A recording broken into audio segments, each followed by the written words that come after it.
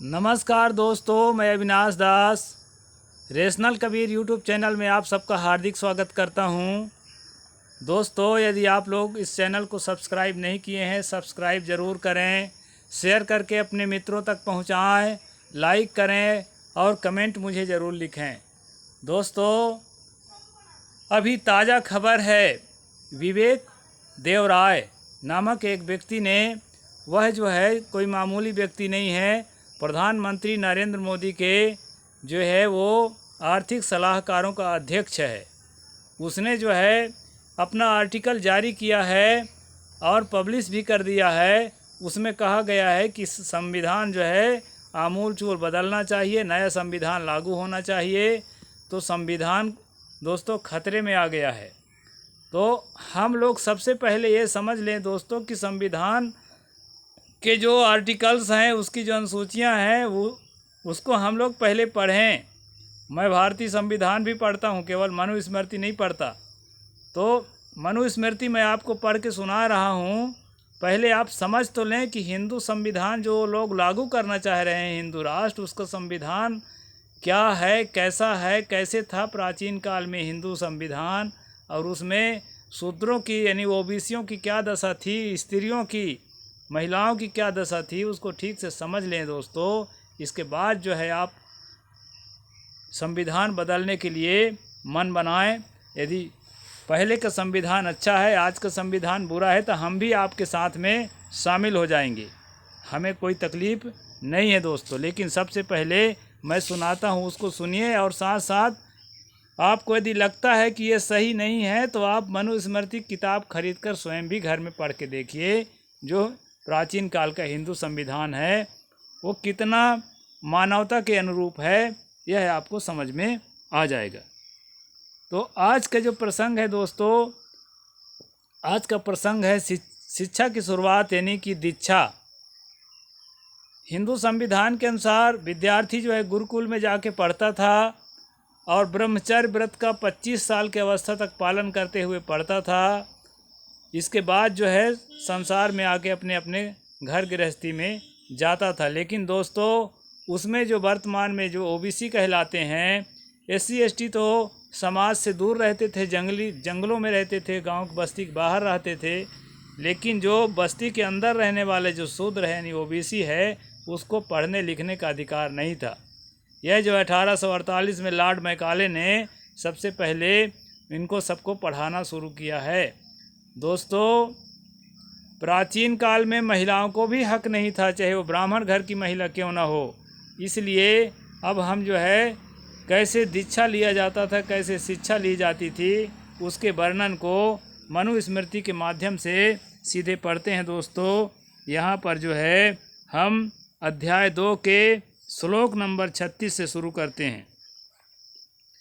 गर्भाष्टमे अब्दे कुर्वीत ब्राह्मणस्योपनायनम गर्भदेशकादशे राज्ञों गर्भात्तु द्वादशे विषः। इसमें बताया है दोस्तों कि गर्भ से 8वें वर्ष ब्राह्मण का उपनयन संस्कार करना चाहिए। उपनयन के अर्थ में बताया था। उपनयन का अर्थ होता है दोस्तों नज़दीक की आँखें, और उपनयन का अर्थ होता है सहायक आँखें। तो सहायक आँखें क्या है? ये शिक्षा ही सहायक आँखें हैं। नज़दीक की आँखें क्या है? ये ज्ञान ही नज़दीक की आँखें हैं। इसलिए उपनयन शब्द का मतलब होता है ज्ञान, शिक्षा की प्राप्ति, और उसके शुरुआत के दिन को उपनयन संस्कार कहते हैं दोस्तों। तो ये जो है इसको दीक्षा भी कहा जाता है। तो बताया है कि गर्भ से 8वें वर्ष में ब्राह्मण का उपनयन संस्कार हो जाना चाहिए, यानी शिक्षा की शुरुआत, उसका एडमिशन गुरुकुल में हो जाना चाहिए। गर्भ से 11वें वर्ष में क्षत्रियों का और गर्भ से 12वें वर्ष में वैश्यों का उपनयन कराना चाहिए। ब्रह्मवर्च कामस्य कार्यम विप्रस्य पंचमे राज्ञो बलार्थिनम षष्ठे वैश्यार्थिनो अष्टमे। ब्रह्म तेज अभिलाषी ब्राह्मण का गर्भ से 5वें वर्ष, बलाभिलाषी क्षत्रिय का 6वें वर्ष और धनाभिलाषी वैश्य का 8वें वर्ष में उपनयन करना चाहिए। यहाँ पर जो है फिर से बताया है, दोबारा इस गुंजाइश दिया है कि अगर उस तरह से नहीं होता है, तो इस तरह से गुंजाइश क्या दिया है और पहले कर दिया है।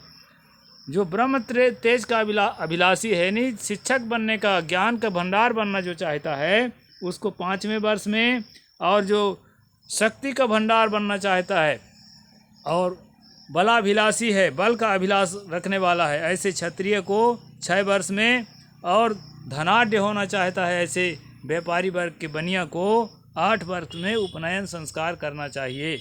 यानी कि उपनयन तो 3 जातियों को है अधिकार, लेकिन इसमें भी भेदभाव पूर्वक है दोस्तों। सबको एक समान, कुल मिला के ब्राह्मण के अलावा सब शूद्र हैं, नीचे हैं।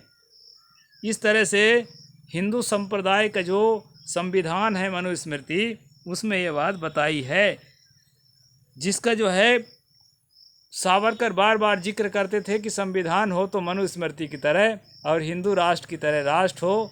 तो ये वही चीज़ है दोस्तों, मैं आपको बता रहा हूँ। आषोडशाद ब्राह्मणस्य सावित्री नाति वर्तते, आद्वाविंशा छत्रबंधोराचुर्विशंतेर्विशः।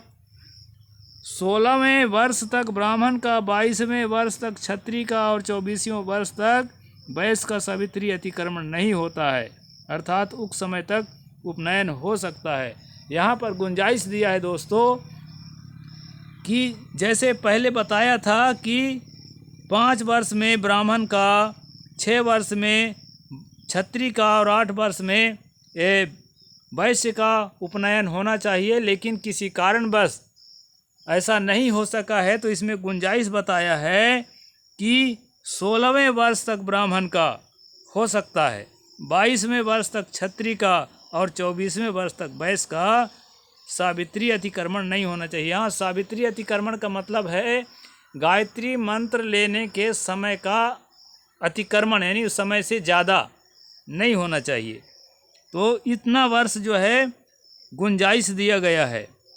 उक्त समय तक उपनयन नहीं हो सकता, उक्त समय तक उपनयन हो सकता है, उस उक्त समय के बाद नहीं हो सकता। ये बात यहाँ बताया है। अतः ऊर्ध्वं त्रयोऽप्येते यथा कालं संस्कृताः, सावित्री पतिता भ्रात्या भवन्त्यात् विगरहिताः। यहाँ कहा है दोस्तों कि उक्त समयों के बाद संस्कार न होने के कारण ब्राह्मण, क्षत्रिय और वैश्य तीनों को जो है सावित्री से पतित माना जाएगा और व्रात्य माना जाएगा। व्रात्य का मतलब होता है अपवित्र, तो वो अपवित्र माना जाएगा, और कहा गया है कि उसको अपने अपने जातियों से, समाज से उनको बहिष्कार कर देना चाहिए। इतना कड़ा नियम है दोस्तों शिक्षा लेने के लिए, अपने लोगों के लिए। लेकिन इसमें शूद्रों को अनपढ़ रखने के लिए भी उतने ही कड़ा नियम अभी आप आगे पढ़ेंगे, और महिलाओं को अनपढ़ रखने के लिए भी उतने ही कड़ा नियम आगे आप पढ़ेंगे इसी किताब में, जितना कड़ा नियम अभी ब्राह्मण, क्षत्रिय और वैश्य पुरुषों को पढ़ाई के लिए दिया है। अब पढ़ाई के लिए दिया है तो बहुत अच्छी बात है, लेकिन इसमें भेदभाव जो दिया है अलग अलग जातियों का, वो बहुत बुरी बात है, उसका मैं समर्थन नहीं करता। आगे कहते हैं दोस्तों, नैतेरपूतर्विधिवदाद्यपि करहिचित् ब्राह्म्यायन्यो चांस संबंधानाचरेद ब्राह्मणः सः। इन अपवित्रों व्रात्यों के साथ इनके विधिवत प्रायश्चित आदि करने पर भी कोई ब्राह्मण आपत्ति काल में भी उनसे किसी प्रकार का संबंध न करे। मतलब जो व्रात्य हो चुके हैं, जो नियम बताया है उस नियम के तहत अगर उस उम्र तक दीक्षा नहीं लेते हैं, उपनयन संस्कार नहीं कराते हैं, जनेऊ नहीं पहिरते हैं, गायत्री मंत्र नहीं लेते हैं, तो क्या करें कि उनको जो है बहिष्कार कर दें, और किसी भी धार्मिक अनुष्ठान में या किसी सामाजिक कार्य में उनको अपने जातियों में जो है उनको बहिष्कृत रखें, उनको शामिल ना होने दें। ब्राह्मण किसी भी हालत में इनसे संबंध ना बनाएं। ऐसा जो है यहाँ पर 40 नंबर श्लोक में दूसरे अध्याय में बताया है दोस्तों। ये कठोर नियम है, वैसे ऐसा नियम नहीं होना चाहिए। समाज में कितने लोग नहीं पढ़े लिखे होते हैं या बौद्धिक रूप से विकलांग होते हैं, तो इसका मतलब ये नहीं है कि उनको हम समाज से बहिष्कृत रखें। समाज में सबका अधिकार है, उस समय दोस्तों ह्यूमन राइट्स की बातें नहीं होती थी, उस समय जो दोस्तों ह्यूमन ड्यूटीज़ की बातें नहीं होती थी, इसलिए जो है यह सब बातें आई है। और कुल मिला के ये लेखक की अल्पज्ञता और जो है असहिष्णुता का परिचय है। तो हम आगे चलते हैं दोस्तों। कार्ष्णरौरवास्तानि शर्माणि ब्रह्मचारिणः वसीरन्नान पूर्वेण्य क्षौभाविकानि च। ब्रह्मचारियों को कृष्ण मृग, रूरू मृग, बकरे का चमड़ा, उत्तरी की जगह धारण करना चाहिए। वर्ण कर्म से, वर्ण कर्म से मतलब जाति के हिसाब से, जो ब्राह्मण जाति का आदमी है उसको जो है कृष्ण मृग, काले रंग के मृग, जानते हैं काला हिरन मारने के कारण हमारे फिल्मी एक्टर जो सलमान खान कितने दिन तक जो है जेल भोगा है। तो यहाँ पर कहा है कि ब्राह्मणों को काला मृग मारकर उसके छाल जो है उड़ाना है। दीक्षा के बाद उसको जो है एक मांगलिक प्रतीक बताया है। और रूरू मृग, काला मृग की तरह ही रूरू मृग भी होता है, उसको जो है छतरी को उड़ाना है, और बकरे का चमड़ा जो है भैंस को उड़ाना है, ऐसा यहाँ पर मनु जी ने बताया है। और ये कैसे उड़ाना है? उत्तरी के रूप में। उत्तरी इसको कहते हैं दोस्तों, जो हम लोग ऊपर ओढ़ते हैं, महात्मा लोग कमर के ऊपर वाला हिस्सा में इसको उत्तरी कहते हैं, और नीचे वाले को वासस कहते हैं। तो वासस के रूप में क्या बताया है कि वर्ण कर्म से सन, टाट यानी बोरा, जिसमें धान भरते हैं, गेहूं भरते हैं अपने अपने इलाका में, उस बोरा वाला टाट को जो है क्या है ब्राह्मण के लिए निर्धारित किया है। तीसी का सूत बताया है। ये तीसी का सूत मुझे लगता है ये तीसी का तो सूत नहीं होता, तीसी का मतलब अलसी है, कोई और तीसी होगा। उसका सूत का कपड़ा जो है ये हो सकता है कि कपास हो। सूत का कपड़ा जो है क्षत्रियों के लिए है, और ऊन का वस्त्र जो है यहाँ पर बताया है वैश्यों को धारण करना चाहिए दीक्षा के बाद। फिर आगे कहते हैं मौंजी त्रिवृत समाक्षलक्ष्मणा कार्या विप्रास्य मेखला क्षत्रियस्तु मौर्वी ज्या वैश्यस्य क्षणतान्वती तवी। 3 फेरे वाली चिकनी मूंज एक घास होता है, उसका मेखला ब्रह्मचारी ब्राह्मण की, क्षत्रिय ब्रह्मचारी की मुरवा, ये भी एक घास है, प्रत्यंचा, और वैश्य ब्रह्मचारी के सन की बनी मेखला होनी चाहिए। मेखला जो है दोस्तों कमर में करधनी टाइप के डोरा बांधने का पहले रिवाज था, आजकल नहीं बांधते हैं लोग, लेकिन पहले आप बूढ़ों को देखे होंगे कि कमर में एक सूत बांधते थे, वही सूत मेखला है।